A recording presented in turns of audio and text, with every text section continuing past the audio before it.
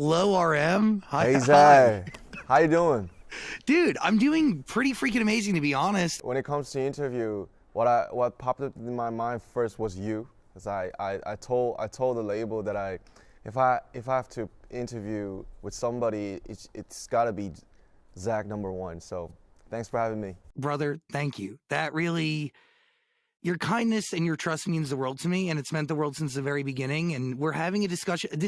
By the way, this is weird for the two of us because usually when I'm talking to you, there's, I don't know, there's a bunch of other people around. Of course. This is a direct conversation about a body of work, bro, that is so incredibly special and unique and so beautifully unexpected and a journey from start to finish. No two songs sound alike, and your range sonically and vocally, from rapping to crooning to acoustic, like, bro, it is bravo. Like, do you set goals before you start making this album? First, appreciate it for noticing. Actually, there was no goal. Actually, after my last mixtape, I was like lost and wondering like, oh, what should I do right now? And like a lot of stuff were going on as BTS, so I have to invest my rest and the time to focus on my solo works. And as usual, I just started. I started with a song, and that was the Wildflower. And there were no goals because the goals, the word goals, were for the team. The message, the slogan, or the data is for the team. And for me, my goals were, I think, just make an album, make a beautiful album, and then release someday. I think that was my only goal. You bring up Wildflower. What is a wildflower to you? Actually, it's the title was supposed to be Flower Works, but I changed it because it doesn't make any sense. Flower Works. I just made up that word, and you could easily get it if you compare the fireworks and flower works, because there's actually no thing like flower works, because fireworks, when you think of fireworks, is really fast, but it's still beautiful. Lots of billions of people go to see that, maybe some short 20, 30 beautiful minutes. It's a festival, but you have to prepare it for like a lot of time. It's up in the sky and just fall back down like so sudden. But when you compare it to the flowers, you don't even know the name. I just think of the image that lie down on the ground, a bare ground, and just hold some small flowers and then throw it in the sky and just fall back down like some fireworks. So that's what I call the image of flower works. And I think BTS is like the fireworks. Lots of prepare, lots of practice, but it's so beautiful. So many people come to see. But for me, I just, I started my career as a poet. I always wanted to be a writer or a poet when I was young.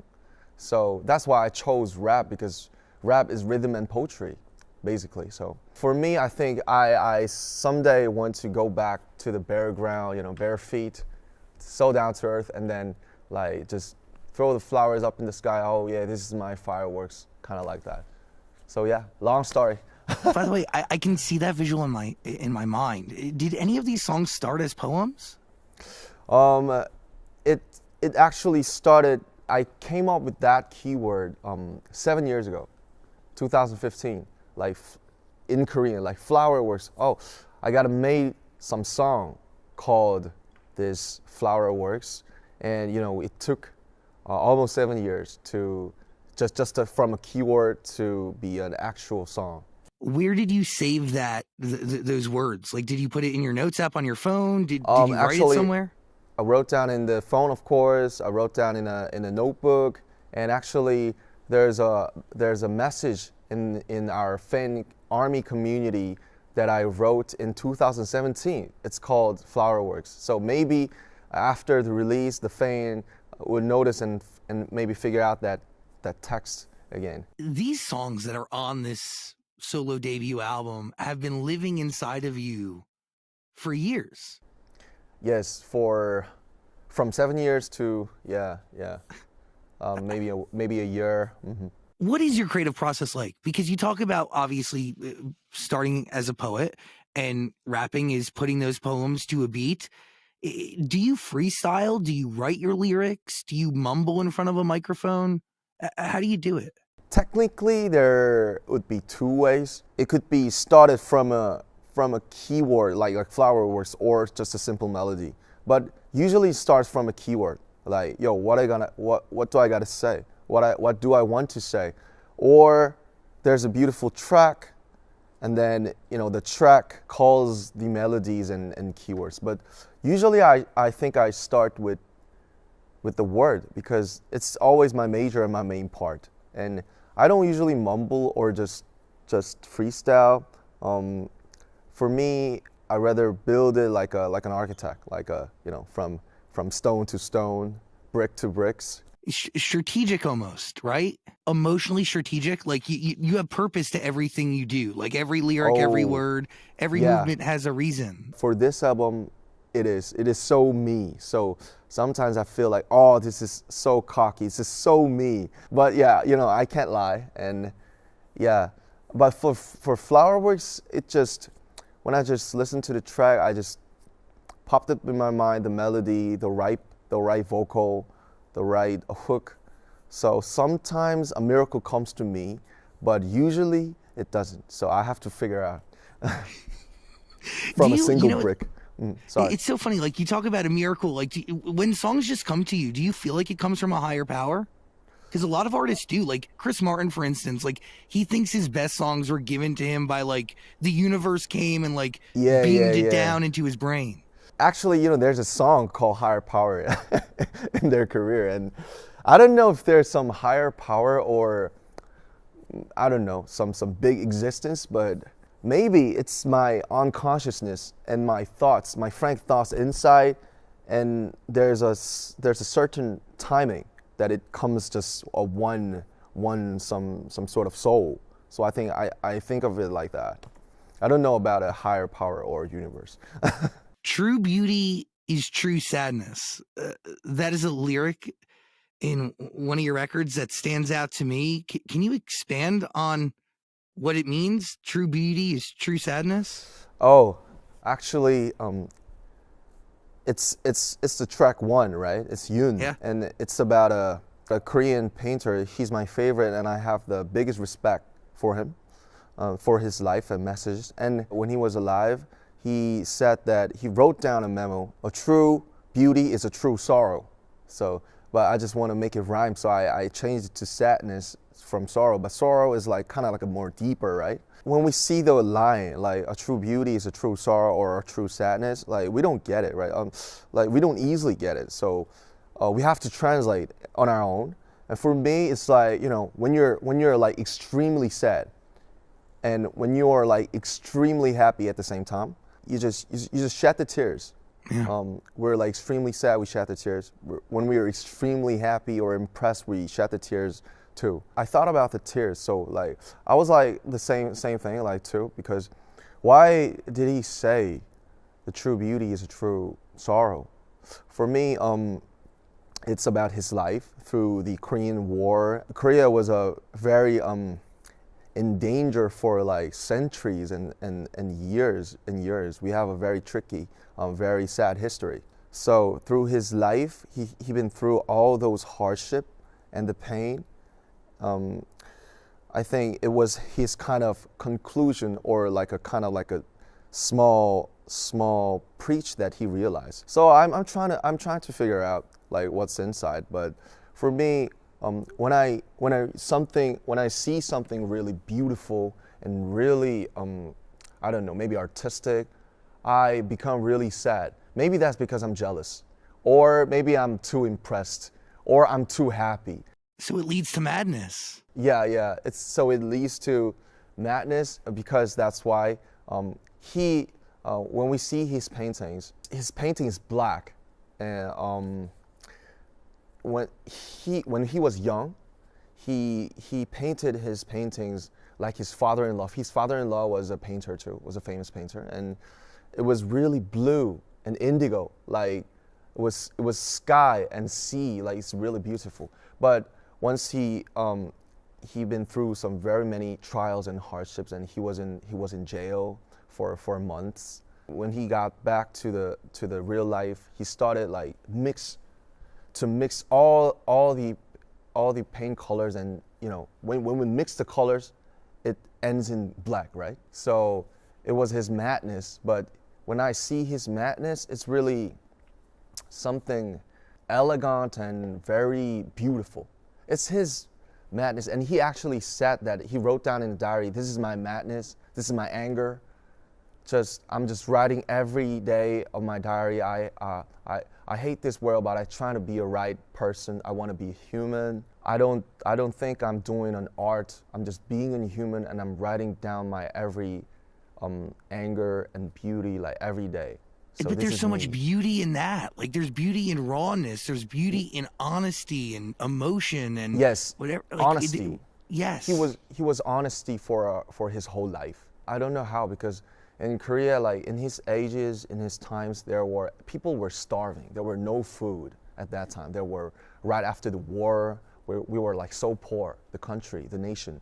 I can't even imagine like that time, like how can a man think of an art like when he's like starving and barely eating? Like no one even goes to see the paintings, and does that struggle, does it come to mind and keep you focused when times get tough? Right. Being able to create even in the darkest of moments? Yes, his painting is actually in my living room, like the main position. And when I see his painting, I sometimes really have a dialogue with him, with his piece. Like, that's art, bro. Yeah, this is not a big deal, right? I can deal with that. I can go through. Come on, give me some bravery. What is it like to be able to put a song on your album, but also name an album dedicated to an artist that definitely has helped you get to where you're at today? I mean, that is a beautiful full circle moment. Yes, this is my own type of tribute. There's a many tribute to the past legends like Beatles or Michael Jackson or Tupac or Biggie, but I think there's no one that has ever done a tribute to a Korean painter. So as a K-pop artist, so I think it's gonna be really unique and fun. It's amazing. And in that same vein, you have shared this album with so many incredible artists, and artists that everybody's heard of, and artists that people are now going to be fans of. I feel like you chose these features strategically. What were you listening for or looking for in the artists you chose to share this album with? Yo, it's Zach Sang, so I'm really answering this in my honesty. I started music with Nas and Eminem, but before that, I'm just a Korean. My roots and my motherland is here. So after, when we go to the Billboard, like after in 2017, I got so many things. I got so many benefits from the whole American music market, because it's the biggest. The promos, the awards, it was great. It was beautiful, but I suddenly realized I'm just a Korean, and that doesn't mean that I'm just a Korean, so I have to do some Korean music. It's not it. I just suddenly felt some irresistible energy. I can't leave my motherland, kind of like that. So, but still, I grew up with the music from the Western. So I think that was me. It was all mixed, and you know what? K-pop is like that too. It's a mix of a Western and Eastern, and dance and music, maybe hip hop and R&B and rock and like everything. So I was being greedy for this album. I just want to put it in one single album. So the feature artists are my legends. There are Korean legends, there are American legends, and I am really in their debt at some point of my life. Like I shed the tears when I was in Badu's album when I was young, and we had a really great time playing Yet to Come with Anderson .Paak, and seeing the Silk Sonic performing, and other Korean legends. They are my young idols, my teenage idols. So I put it strategically, but I just wanted to make it just one thing. Yeah, and in the same time, you were kind of fulfilling a dream or a few dreams, right? Like to be able to work with your heroes and also be able to showcase the music that is so ripped from your DNA and your reality is God. Like, and the range in the features. You mentioned Erykah Badu. Like, what is it like when you hear that feature for the first time? Badu was my hero when I was young with D'Angelo, of course, the Neo Soul, the Baduism. Like, she's a king with her own castle. She lives in her own castle, and she has nothing to do with the hype or the virals and stuff. She is just a king who made a genre, I think. I suddenly realized her existence again through Robert Glasper's album. The track's called Afro Blue. And yeah, she featured and she sang in the track, because I was like, oh yeah, that was Badu. Well, her voice is like so magical, and it's like casting a spell to you. And in Yoon, you listen to the music, and like I said before, there's a strong message of him, the words with honesty. And I think, if I sing the hook like, oh, you should be a human before you be an artist, and you should keep the silence before you do something. You should be a human. If Badu, like the legend of all time, like Badu sings this hook to people, I think it'd be way more convincing than I sing it, because I'm 28, and what do I know about life? I don't know a thing. Maybe a thing, but not a thing. So yeah, just like that. But okay. Two sides, because you hit on something obvious, which I think about all the time. It's like I'm 29. I've been doing this, like, it's been a lot, but like in the same breath, nothing, right? You know a lot, but yet there's so much left to learn. Right. And it's both exciting and overwhelming, and also a little scary, because at times you want to think you know everything, but the reality is you do not. So how does this record with Erykah actually come to be? Does she just submit her hook for the song and you just craft around it? Does she craft around what you've already done? I was afraid she may think of me very rude, because I wrote all the hook and lyrics and sent to her, please sing this hook with your voice. And it could be very offensive, because she's a fucking legend. It's Erykah Badu. But yeah, it's Erykah Badu. I mean, no explain needed. And I sent like a tons of documents, like why I'm writing this song, about the painter Yoon, and why he should sing this hook, why these young people need these messages through your voices. So she was convinced. I felt like she was very open-minded, and she sent me a message like once a month. So she's like, what's happening in your life?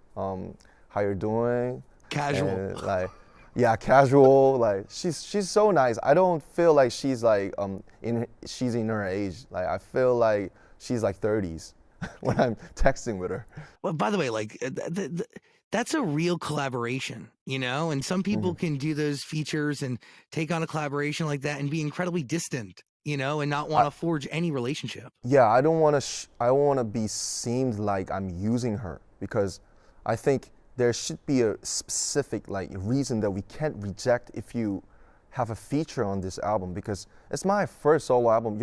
I didn't expect like these many artists could be featured on this, because it's my first solo, but still the frequency, if I make, on the process that I'm making a song, that I sometimes suddenly feel that, oh, I need somebody's frequency to complete this song, then I'm just so down. So that's how it just happened.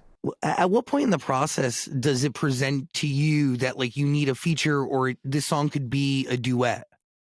Like because there's a bunch of duets and obviously a bunch of features. So do you know before you start the song, or is it only while you're making it that you go, I need somebody else? Usually, it's happening on the process. Like I'm writing, and I could like like I have a writer's block in the middle of the song, and then like, yo, I need someone, or like Yun, like if this track could be completed, I need someone way more convincing than me to spread this message, kind of like that. Still Life. What story are you telling in this song? Still Life is a funny song. You basically see the word Still Life mostly in the museums because when you think of the Van Gogh sunflowers or Cézanne's apples, we see a title called Still Life. But since English is not my mother language, when my hobby is going to the museum and see all the art pieces, and I suddenly realized that like thought of the title Still Life is like so strange because it's dead. I mean, the flowers are all dead like 100 years ago, and the painter is even dead too, but he once gave a life to the flowers through paintings when he was alive. So it feels like it's really alive to me when I see the painting.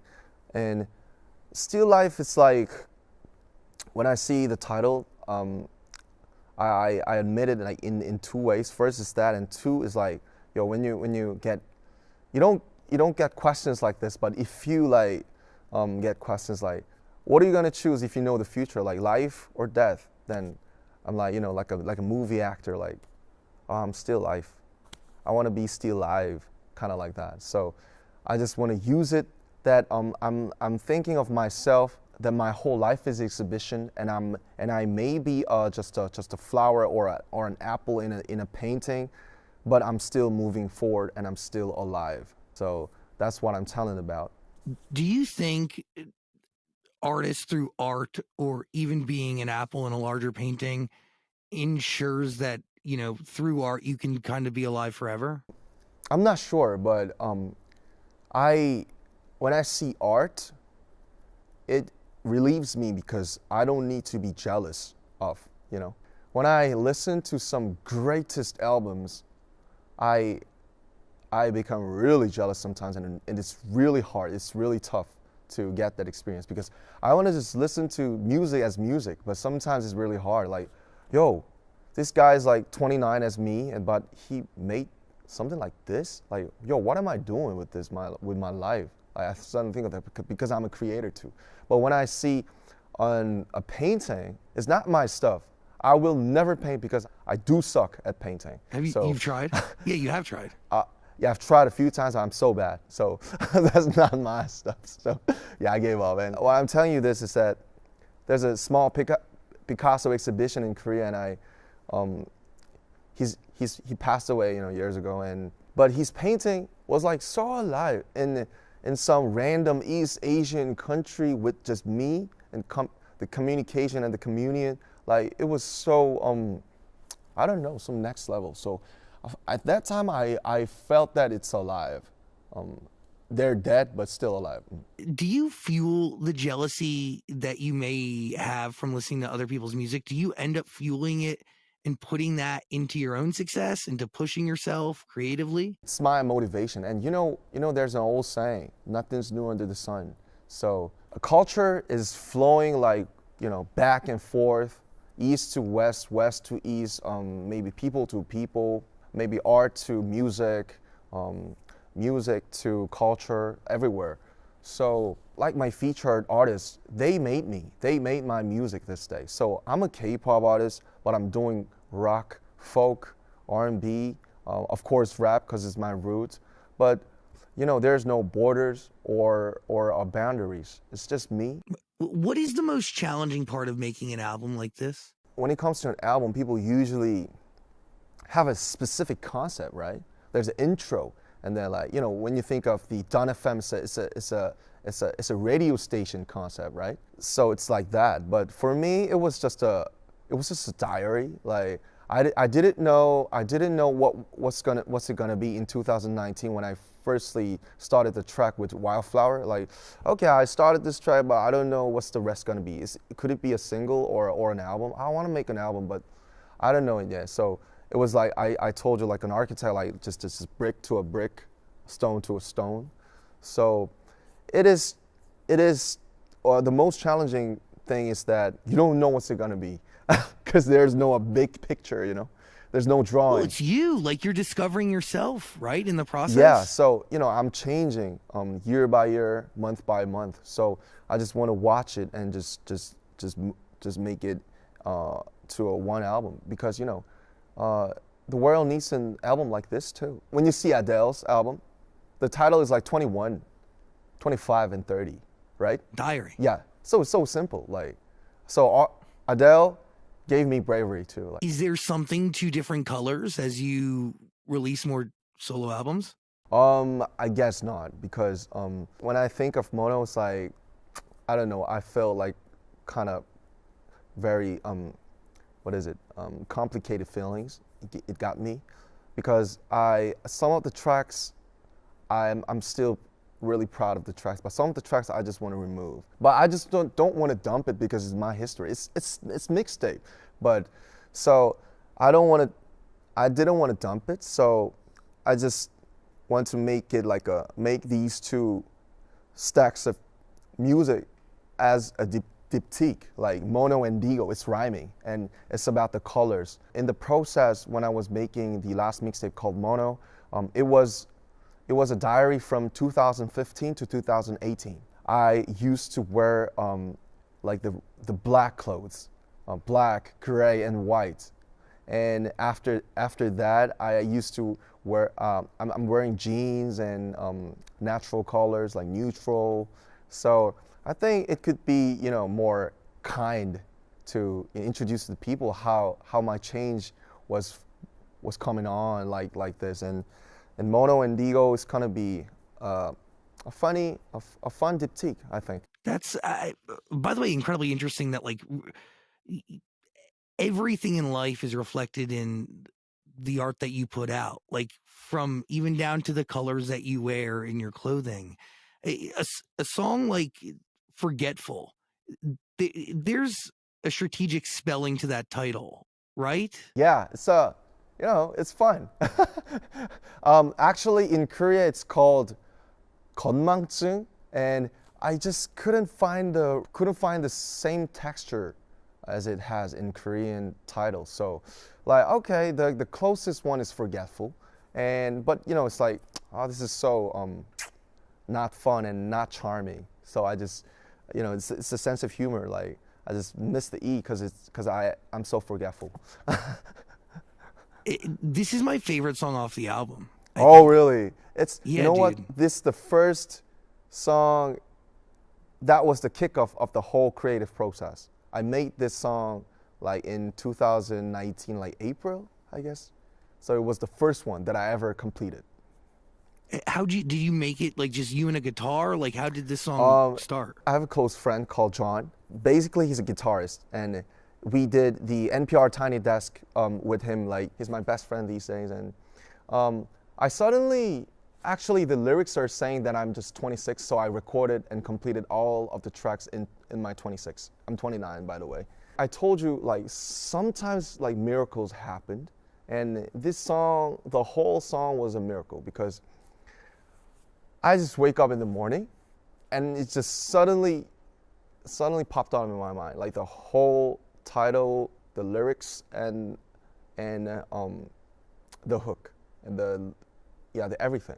So like I just recorded like right away, and I brought it to John, my friend, and yo, I just want to make a song out of this, and I just need one simple guitar loop, and we just recorded it in our just small studio. And if you listen to it carefully, you could see some really some delicate sounds that I actually brought my denim jeans and, you know, like this, and there's some percussions, and I'm knocking the table like this. It's so unplugged and organic, like in the studio. It's so fun. That's so beautiful and so incredibly special, and really such a departure from anything I've ever heard you put out before.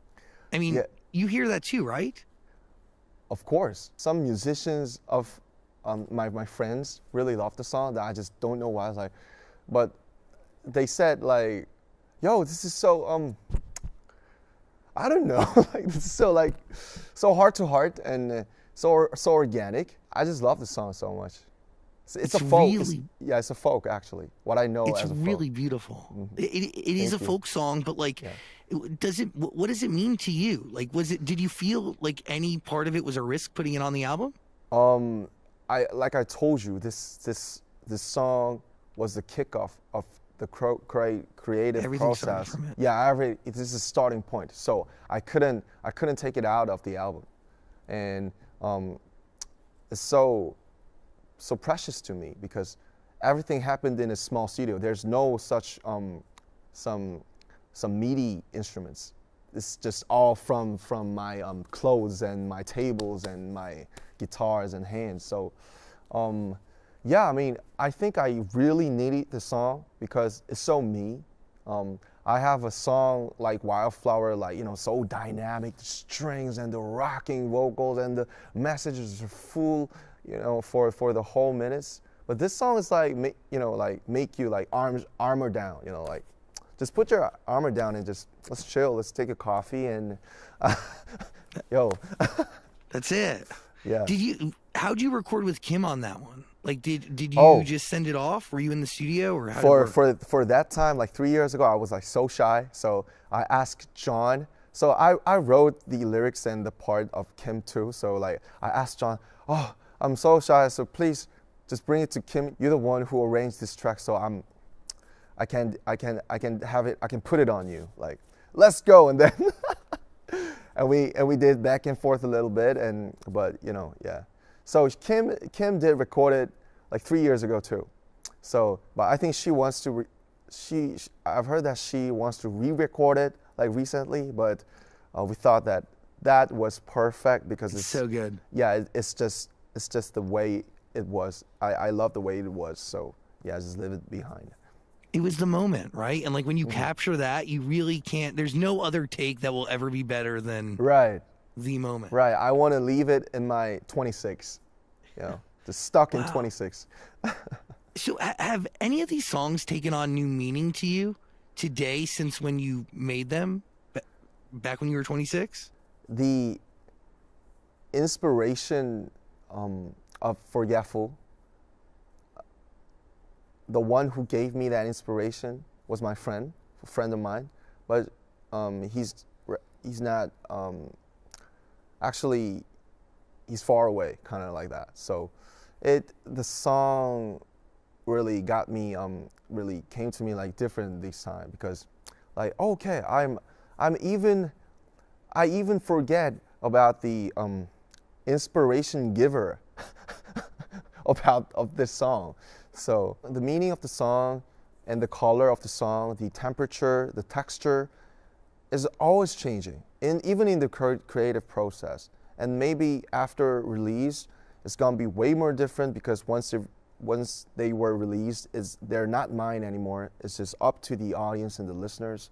So maybe it could be way more different later on. Do you feel like you lose a part of your art when you share it with everybody else?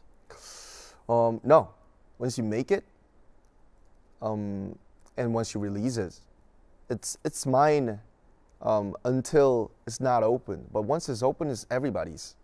It's the same for the paintings too. It's not. I don't think it's on their, you know, the artists. I think it's not theirs. It's just the people's. You know, that's what we call heritage and a legacy. So I don't think it's a losing. It's just a natural happening, and you know, artists have to just move on and move on and move on. I already, you know what, so forgetful of my whole process of the making this album, and I'm just thinking like, okay, so what next? Do you wish that there'd be a moment in time where you didn't think of what is next and just soak in what is? Or do you like forward? I think I like forward for at first, and you know, I'm just too young to just chill, I guess. You know, it's my first solo. So as a solo, I'm just a newbie. So I think I'm still craving these things. And I've heard that tons of people told me that sometimes the time comes when you can't make it, even if you want to make it. So if I have something, lots of going on my inside, I have to digest it like in any ways of my own. So I'm trying, but it's tough. It's hard, but I think art is like you have to do it when you feel like dying. Like, oh, if I don't do this, I'm gonna die. Then you should do it. If not, I'm not recommending the people to make an album or paint. You have to. You need a one single goddamn reason that you can't reject. It's that burning passion, that it's that that deep desire that's unwavering, and Right. it just needs to be done. You can't live if it doesn't get done. Like historically in art, it's like the still life and the mountain, the landscape paintings, they're all dead because Donald Judd, he came with a small box in 1960s, and people were saying that paintings are dead right now. Historically, we need more avant-garde and development. But still, in 2022, lots of paintings are alive, and people are crazy for the paintings, and lots of artists are still painting. And for me, why do I make music? I'm not good at rapping, not more than Nas, not more than Kendrick, not more than Eminem, which are my heroes. Or I can't sing like Erykah Badu, I can't sing like Anderson .Paak, but why am I making music then? Because that I think I have my own one single edge that I can only spread to this world, and I feel like I'm dying that if I not do this. So if I just like music and just do it, and I could just keep it as a hobby and give it to the friends, and maybe just on SoundCloud, and it's like, oh, I make music and that shit. But it's a professional, you make money out of it, then you should be I think you should be aware of why you're doing this. Well, because the reason ultimately is bigger than you, right? Going back to art living on way beyond the artist and the impact that art has, yes, in your own self-discovery, but also at the same time allowing other people to discover new parts of themselves. And genuinely felt very understood by this album. I got a lot of influence and power thanks to the BTS and thanks to my effort of my whole 20s. So if I got power, what should I do?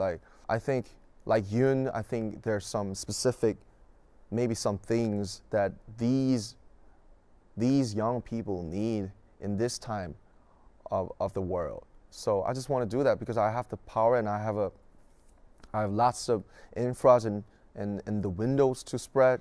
So I think this is the moment, and I just want to do it really well in my way. Changes Part 2. The production on this song is, dude, wild. And the flow, the transition into the keys, where does this beat come from? It's my old friend. He's a Korean rock legend too. Eon. His name is Eon from the band Moat, and he's one of the biggest genius that I ever known in this industry. Cause I'm like a more way of when I create something, I'm more into intuition, like the process of forgetful. I just record it and just, the guitar loop, and that's it. I judge, and then I bring some people. But him is this guy is he's like a real architect, build the frequencies and the instruments and the layers, really thoughtful and mathematical. It's so magic. So when you see a great mathematical things or a technology, you see an art, right? Like a spaceship. So change Part 2, the whole melody and lyrics, it's just popped on my mind. When I was walking down the road, I was like, things change, people change, everything. It's just, okay, I gotta make, I gotta make a song with this, but who should I work with? The producer, because I gave up producing because I didn't have that much talent in that too. So anyway, so I think of him because maybe he could bring some unexpected things to this, and he did actually. The transition and the instruments, the glitch, the noise, the detuned stuff, it's so crazy and so technological, meticulous and technical, and like really, dude, fucking great. Like it's really good. He's a damn genius, and so the melody and the lyrics just comes first, and then the beat comes next. But the fun thing is that I never expected some beats like this when I recorded the melody. So I visited his house, because his studio is in his house actually, in a small room, and I was like so drunk at that time. I was like, yo, hey, I brought some melodies and I just want to work with you. And so I was like, so I recorded it with some microphone like SM58. That mic is not for the real recording. It's just some stupid dynamic mic. It's a good mic, but still, it's not for the recording. And I did that, and he made beat with that demo. So there's a track, right? So I tried like a few times to record on the beat again, but I just couldn't do it because it's strange. But you know, I didn't get it because there was no beat but the melodies, and then you know, beat came next, and then I tried to record it on the beat, but I just couldn't do it. I couldn't help. I just couldn't fit the beat. So I used the drunken demo, the whole part. So it's a drunken demo actually. Like we did it in 3 minutes. Wait, is that what actually made it to the album? Yeah, the album. So when I recorded it, I didn't know about the beat. There was no beat, but just the metronome, like tick, tick. Things change, people. So yeah, I mean, things happen like this sometimes. You don't know what's it gonna be. But it came out literally perfect. Is it? I love that song. It's so good. Is there like one event or a series of events that inspired that record? It came natural because things were like changing so much, a lot going on. So I felt like, okay, I'm chasing for the timelessness and the eternity, but things do change, and I just gotta admit. And yeah, so it's like a wanderer. Just okay, things change, people change, and I think it was fun. It was a funny part because the Change Part 1 was a single with Wale, and it's really about the society and a positive energy. But the Change Part 2 is like really sarcastic and pessimistic in some way. So I think that's gonna be fun. Is it hard to make friends?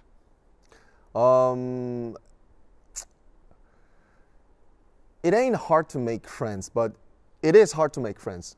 Is it hard to make real friends? Yep. Yeah. I mean, friends, acquaintances are in abundance, but real friends are far and few between. Right. It's tricky because I think that's tricky because of my team, I guess. The name of the team is so big, so some people really misunderstand about me, and they act different sometimes. So it's really hard to make friends. But still, I'm really open, and you know, like a featuring. Like a feature, you need some specific frequency to be connected to people with, you know, as friends. And by the way, that frequency doesn't need to connect with everybody, and sometimes that frequency connects with somebody, and it turns out to be a bad connection, right? And you learn, but you can only learn once you're in the middle of it. That's why friends are treasures. The real ones are, yeah, man, and like that's so true. And the real ones also stick by you no matter what's going on, right? They're the ride or dies, like. Don't need to talk every day. Could literally go without talking for months. But when they're needed, they are there. When they need you, you are there. It's true. Right. It's true. They will. They do, and I will do the same too. That's That's best friendship, but it's very special. It's so funny. I go silent on my friends sometimes, and my friends will hit me up forever and ever and ever. And my friends are very busy. They're very cool people, you know. But the real ones stick with you no matter what goes on in life. And you know, a lot of my best friends, I've been friends with them for 13 years, 14 years. You know, Wow, long time. that's the best period, I think. That's it's true. Well, because it's like, you know, you ride with people through kind of before all of this, and then you Hmm. ride with them through it, and it's Yeah, wild. most of my friends, most of my real friends were from my teenage. Same for me. Teenage years. Yeah, cause they treat me like a yo. So what? Okay, you're BTS. So what? What? Are you bragging in front of me? They treat you like RM, right? Like Yeah, that's they treat me like just a boy. You know. number two. How did this Hmm. song start? The song was the second after. I mean, like right after the Forgetful. So I made this song with John too, the friend who I made Forgetful with, and I was thinking of Orpheus that in the myth when he was running away from hell, the wife of um, what is it? The Hell's King. I can't think of the name, but she she tells Orpheus like never look back when you're running away from the hell. So I think it's an old saying like you shouldn't regret. So I think the Greeks, the ancient Greeks, I think they already knew they shouldn't regret and never look back. And I just watched the movie Everything Everywhere All at Once, and it's about the small decisions that uh, that make your life change. And you know, we always think of like, what if I didn't do that? What if I didn't bump into him or her? Like, what if I didn't choose it? But the movies and the old sayings, the myths, are teaching us that if you want to change something, you can't change it, and your universe, your version of your life, is the best one. So I just I just have so many regrets, and regrets are so natural for me. Like I do it every night, every time. So it's like a saying to myself like you shouldn't, please don't look back from now on, please. You will look back, but please don't look back, because you did your best, and you you be the only one who can protect yourself. So you chose your past, and you're choosing your present. You will choose your future, but you know there could be some trials, hardships, risks, dangers, but still, don't look back and enjoy the ride. Just feel if you're sad, just be sad. If you're happy, just be happy. It's a life. But keep going. And keep going. Yeah. Dude, really, this is a very special conversation. I really appreciate you even doing this in any capacity. It means the world. It really does. It's really, really special. Um, what, what do you want people to learn about you after listening to this body of work? I just hope they feel. Just hope they feel that, um, you know, a young man in a K-pop band have some success in even the American music market. How he deals with his life, and I just wanna make people think about their own lives and be happy, and they don't see the lyrics quite much these days. I hope they could see and figure out what's inside the lyrics, because that's what I've learned. So yeah, so it's a hard question, but I just hope they learn more about myself and themselves as well. RM, I cannot thank you enough for this. I mean, really, this is easily one of the most special conversations I've ever been a part of. So I thank you for being honest and open and giving me the time. I mean, really, man, like, I thank you. For sure. I mean, I'm being honest. You were the you have been you always have been the best interviewer that I ever met in abroad, man. So it's English is I'm having a hard time learning it, but still I feel it. I could feel it, even with my second language. So I'm so grateful and appreciate it now. And I've been expecting this interview so much. Thank you, Zach. I sending you the most love, and again, Big thank time. you just for being honest today and honest in this art always, and to get to know you more and the stories behind this album. Really special, and just Thank- RM, thank you. Thank